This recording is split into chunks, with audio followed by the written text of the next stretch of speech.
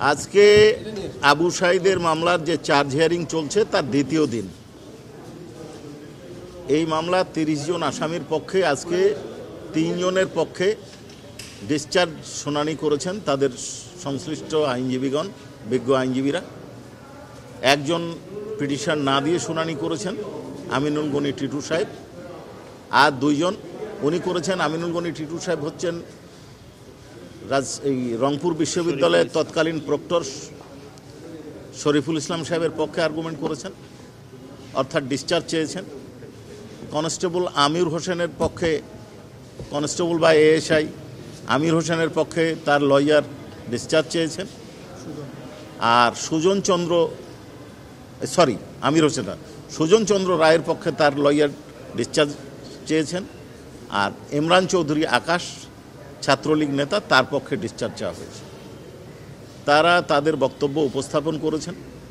তারা তাদের বক্তব্যে বলেছেন যে শেখ হাসিনার সাথে কারো যোগাযোগ কিভাবে হলো। তারপরে প্রক্টর সাহেব বলেছেন যে তিনার দায়িত্ব, প্রক্টোরিয়াল দায়িত্ব, বিশ্ববিদ্যালয়ের দায়িত্ব, পুলিশের তার উপর কমান্ড নাই। এই ধরনের বক্তব্য তারা দিয়েছেন। আমরা প্রত্যেকজন আসামি পক্ষের যারা আছেন তাদের স্টেট ডিফেন্স এবং উপস্থিত অন্য আসামি তাদের বক্তব্য উপস্থাপন করার পরে আমরা রিপ্লাই দেব।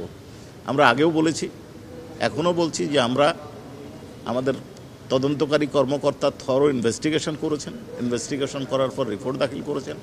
সেই ইনভেস্টিগেশনের রিপোর্টের উপর ভিত্তি করে আমরা ফর্মাল চার্জ দাখিল করেছি। আমাদের ভিডিও ফুটেজ আছে, সিসি ক্যামেরা আছে, সিডিআর আছে, আমাদের কাছে যথেষ্ট ডকুমেন্ট আছে এবং চার্জ গঠন না হওয়ার মতো কোনো উপাদান আছে বলে আমরা মনে করি না। অবশ্যই চার্জ হবে, এটা আমরা দৃঢ়তার সাথে বিশ্বাস করি। তারপরে এই সিদ্ধান্তটা সম্পূর্ণ ট্রাইব্যুনালের এখতিয়ার, শুনানির পরে ওনারা আদেশ দেবেন। আমরা দৃঢ়তার সাথে বিশ্বাস করি যে আমাদের ইনভেস্টিগেশন সঠিক পদ্ধতিতে চলেছে, সঠিক নিয়ম মেনেই ফর্মাল চার্জ দাখিল করা হয়েছে এবং আমরা নিয়ম মেনে চার্জ হিয়ারিং করছি।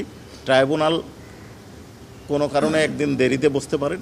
আমার দৃঢ় বিশ্বাস যে ট্রাইব্যুনাল ঠিকভাবেই কাজ করছেন এবং সেইভাবে কাজ করে যাবেন। সঠিক মাত্রার কার্বন কম্বিনেশন বৃদ্ধি করে পাইপের ডাক্টিলিটি ও হেভি লোড নেয়ার ক্ষমতা। Falcon MS pipe.